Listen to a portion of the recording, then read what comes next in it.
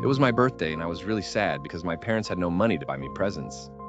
I sat on my bed all day, pretending I had just received some presents, just so I could be somewhat happy and not lay there crying all day, thinking about the presents my friends got when their birthdays came around. I actually stayed up until 3 in the morning, and that's where the weird things started to happen. My mom used to come and put me in bed, but this time, she didn't come. It was my birthday, and my mom didn't come to put me in bed. I was angry, really angry, and then I heard a loud bang from the other room. The room where my parents used to spend all their day, either watching TV, drinking coffee, or just relaxing. I tried to persuade myself to go and check out the noise, spent all the energy I had just to force myself to open the door. And then, as I walked towards the door, I heard it. Someone, or I wish it was someone and not something, was heavily breathing outside my room. I stood there with my eyes wide open from the terror that was flooding my whole body. My feet were trapped in a world of cement, my lungs were filled with liquid fear, and I was drowning myself in a sea of tears as I tried to understand what was happening. "Hello," I mumbled, and then as suddenly as it had started, the breathing stopped. It took all the courage I had just to open that door, all the courage in the world. There was no one there, nothing.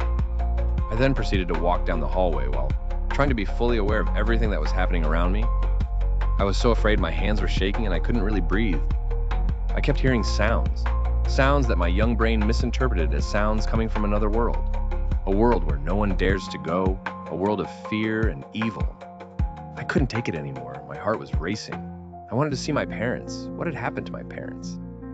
"Mom, Dad," and I said. There's no answer. There was no answer. I went into the big room, opened the big doors that separated the room from the other parts of the house, and tried to look inside. I peeked inside, and there were my parents. Everything was dark, but I could see their silhouettes. They were just standing there, facing the door. They were just standing there. They didn't move at all. What was happening? I don't know.